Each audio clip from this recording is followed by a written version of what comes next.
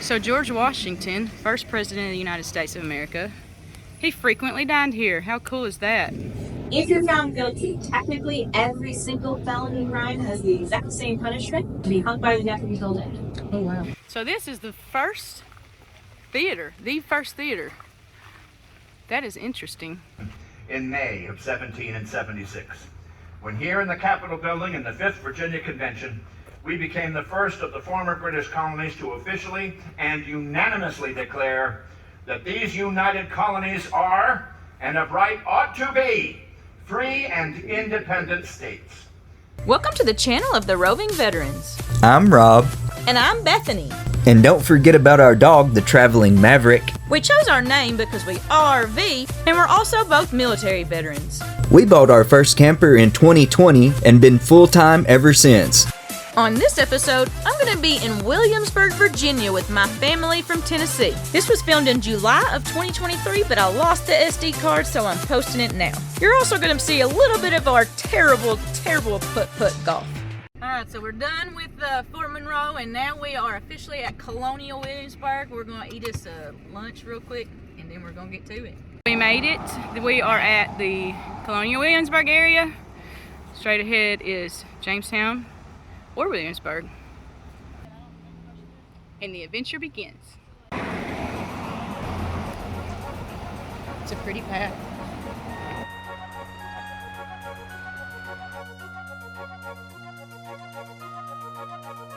This is the Governor's Palace and Gardens right here. Or it used to be. Welcome, my name is Rebecca. I'll be taking you through the palace today.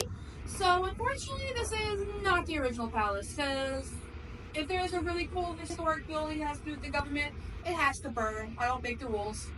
It always does. Still does. Still does. Yep. So this is going to be a reconstruction that we finished in 1934 for the Colonial Williamsburg Foundation. We do the excavations in 1923, I believe, was when we get started with that. And fun fact, we actually had to bring in an Egyptologist because there's not a lot of professional archaeologists. And he says that our summers here are worse than in Egypt. So a fun fact, if you think you're miserable, so was he. An Egyptologist in the 1920s. It's going to not be finished at least enough to be livable until 1722. And that's because this gentleman here, Alexander Spotswood, is going to be appointed royal governor. He walks up to where his house is supposed to be, and there's no big house. So he's going to get it done. The last is going to be Lord Dunmore over here with a mismatching prep. As I get off today.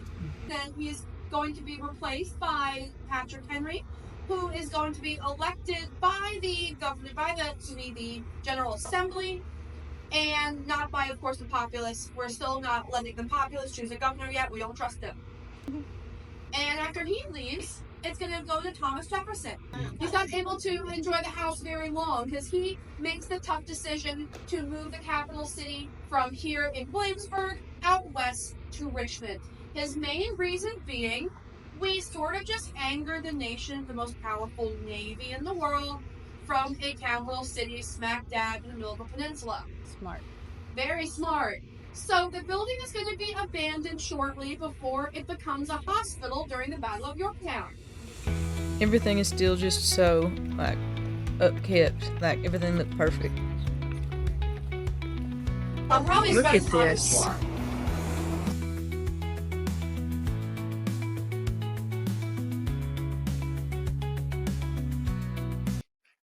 So these weapons are not only just for decoration, even though they make a really cool decoration. They will be used in case of emergency. If there is a battle happening, this has happened twice during the French and Indian War, and once when Lord Dunmore went to fight the Shawnee, they will be packed into crates and sent out to wherever they're needed. So it's like an extension of the Powder Magazine. And a little trivia thing, the muskets you see that are darker in color are original muskets to the 18th century, right about the time of the French and Indian War. The lighter colored muskets are working replicas. Interesting. None of the swords, unfortunately, are original. This is extremely impressive. So we're showing the wealth and power of Virginia as well as the English Empire. This is a coal burning fireplace. So it'd be extra dirty in the winter. These have carpet on the walls, don't it? Or is So that it has silk wallpaper? brocade. And then silk brocade. And no one else can come out. What a tiny bed that is. This is a presentation crib. This is not a nursery. The nursery would have been upstairs. So the kids are out of sight until they learn their manners. I guess this is supposed to keep the whole room warm in the...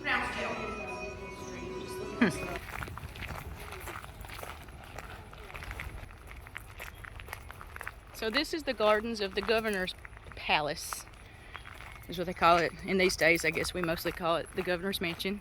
It's not the current governor's mansion. It just was back in the day that this was the capital, so.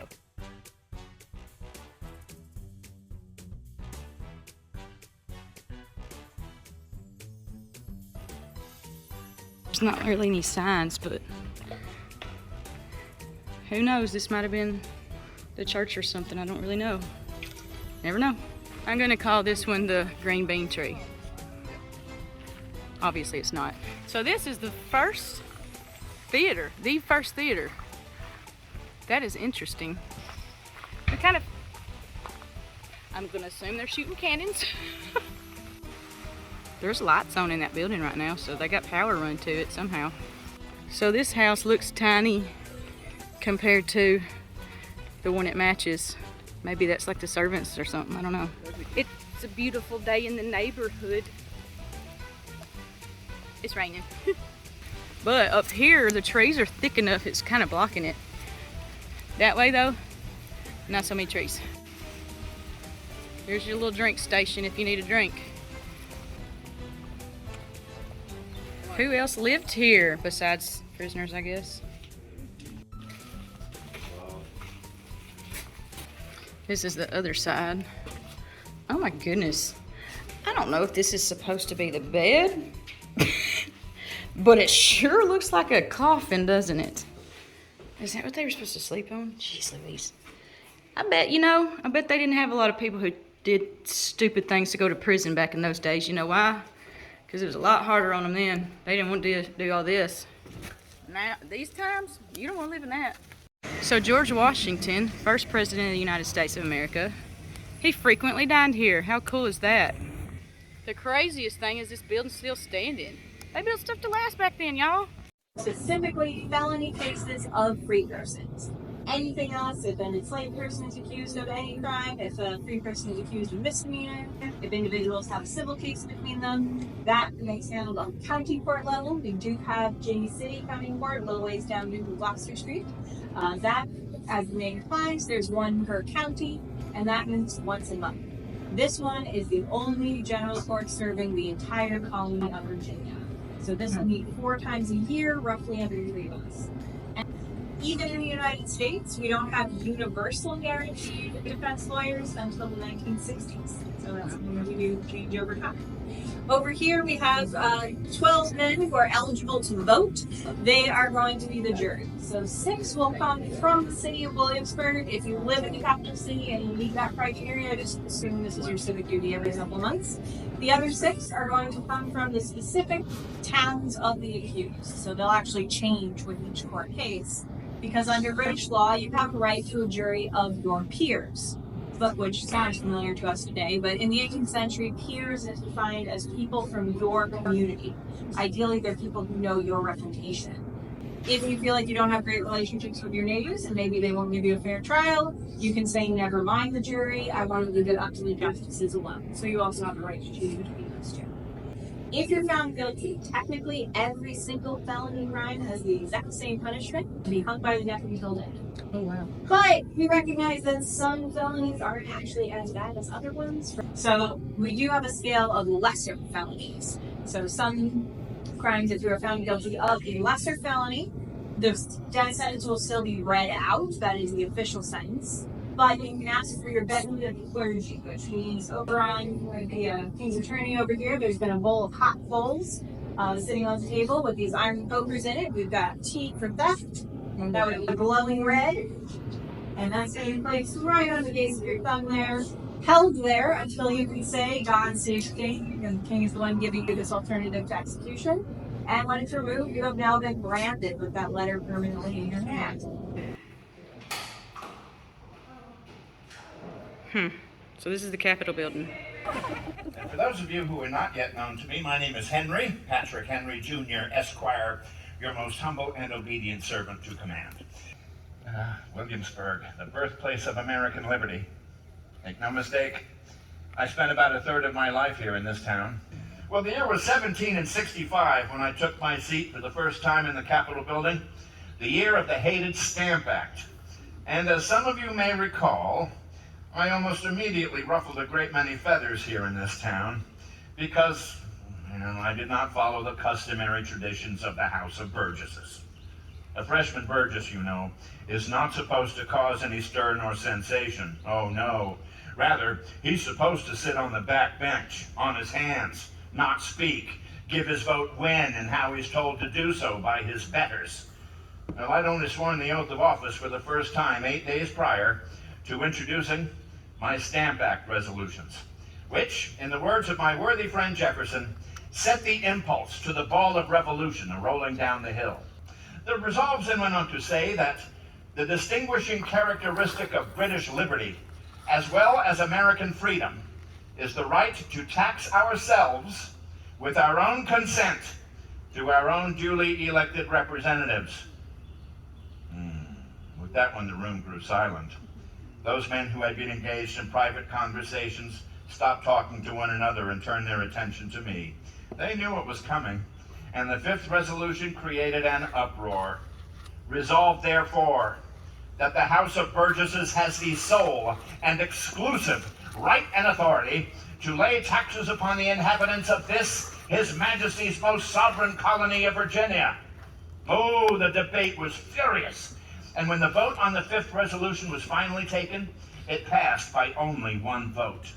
My friend Jefferson was standing in the lobby at the time. He was not yet a member of the House, but told me shortly afterwards that Peyton Randolph himself stormed past him, exclaiming, "By God, I'd give 500 guineas for a single vote this day," with the seventh and final resolve actually accusing the king himself of being an enemy to this, His Majesty's most sovereign colony of Virginia. So in point of fact, we only passed 4 of the 7. And yet, as if by magic, by some miracle, all 7 resolutions appeared as passed in newspapers. To the far north is Rhode Island, and to the far south is Savannah. The effect of this was, you see, it made the men at the House, and myself especially, appear to be far bolder than we really were. But it got the people of America talking together for the first time. Oh, make no mistake, my friends, the British government had deliberately kept these American colonies apart one from another, knowing that way we'd be very weak. But if we spoke with one collective voice, we could wield a formidable sword indeed. And, yes, I was present also at that most momentous occasion in May of 1776, when here in the Capitol building in the 5th Virginia Convention, we became the first of the former British colonies to officially and unanimously declare that these united colonies are, and of right ought to be, free and independent states. I was quite surprised, frankly, after all the feathers I'd ruffled through the years, to be appointed to serve as the first governor of the Commonwealth, and thus I lived amongst you in the governor's mansion there at the end of the green for 3 years. It reminded me of the fact that we have now seen 2 armed rebellions in our country, Shays' Rebellion and the Whiskey Rebellion, whereby armed federal troops have been in the field of battle, with General Washington in uniform at their head, facing down American citizens outraged over what they believed to be unjust taxation by Congress. It reminded me of the rise of these democratical societies, as they are called, Frenchmen who answer to citizens Genet, using every medium at their disposal to undermine whichever administration might be in place at the time. I am not a Virginian. I am an American. My friends, I believe the time has once again come that we should reconsider those very sentiments. United we stand, divided we fall. Make sure you bring water, because if you don't, you're going to pay $4.50. All right, so the place we're staying has putt-putt, free of charge. It comes with the resort fee, I guess. I don't know. Anyway, so we about to play some putt-putt.